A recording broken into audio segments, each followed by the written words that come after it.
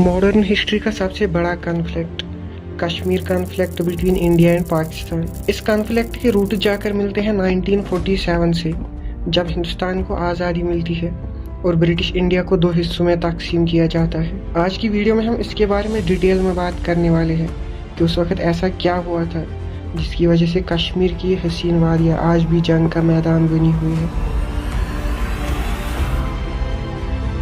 1947 में जब British India को दो हिस्सों में डिवाइड किया जाता है तो हर किसी स्टेट को तीन ऑप्शंस दिए जाते हैं, या तो वो पाकिस्तान के साथ रह सकते थे, या इंडिया के साथ, या तो इंडिपेंडेंट। यहाँ तक तो सब कुछ ठीक चल रहा था। हिंदू मेजॉरिटी स्टेट्स इंडिया के साथ जा रहे थे और मुस्लिम मेजॉरिटी स्टेट्स पाकिस्तान के साथ जा रहे थे। But Kashmir was little bit different. यहाँ की मेजॉरिटी ऑफ पॉपुलेशन तो मुस्लिम्स की थी, लेकिन यहाँ का रूलर एक हिंदू था जिसका नाम था महाराजा हरी सिंह। महाराजा हरी सिंह को अपनी गद्दी से बहुत ज़्यादा प्यार था, वो उसे किसी भी हाल में खोना नहीं चाहते थे।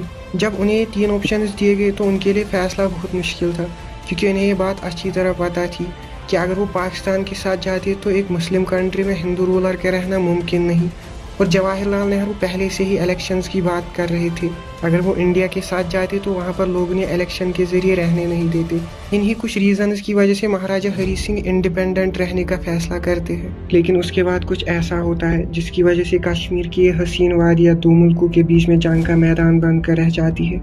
आज़ादी के कुछ महीनों बाद ही पाकिस्तान को ऐसा लगता है कि महाराजा हरी सिंह इंडिया के साथ हाथ मिलाने वाला है, जिसकी वजह से वहाँ के कुछ लोकल ट्राइबल जैसे कि पश्तून्स जम्मू एंड कश्मीर पर हमला कर देते हैं। और शॉर्टली इसमें पाकिस्तान और इंडिया की आर्मी भी इन्वॉल्व होती है और इस ऑपरेशन का नाम रखा जाता है operation Gulmarg.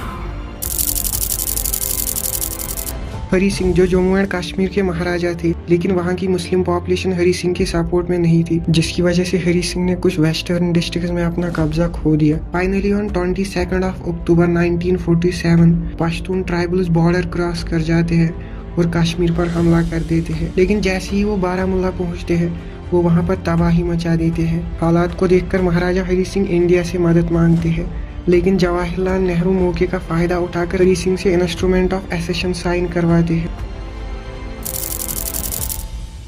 Instrument of assertion के मुताबिक जम्मू एंड कश्मीर अब लीगली इंडिया का पार्ट बन चुका था, लेकिन ये एक कंडीशनल डॉक्यूमेंट भी था, क्योंकि डॉक्यूमेंट के मुताबिक इंडिया का कंट्रोल सिर्फ कश्मीर की डिफेंस, एक्सटर्नल अफेयर्स और कम्युनिकेशन पर था।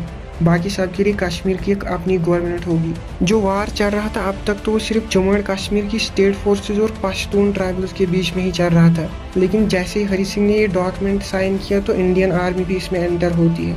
क्योंकि पाक आर्मी अब भी ब्रिटिशर्स के कंट्रोल में थी, इसलिए उन्हें इस जंग में एंटर होने की इजाज़त नहीं मिली। लेकिन फिर 1948 को पाक आर्मी भी इस जंग में एंटर होती है, जिसकी वजह से हालात और ज़्यादा बिगड़ने लगते हैं। ये सब कुछ देखकर जवाहरलाल नेहरू ये इशू लेकर यूएन जाते हैं और वहाँ पर एक रेजोल्यूशन पास होता है। रेजोल्यूशन में दो इम्पॉर्टेंट पॉइंट्स लिखे गए थे।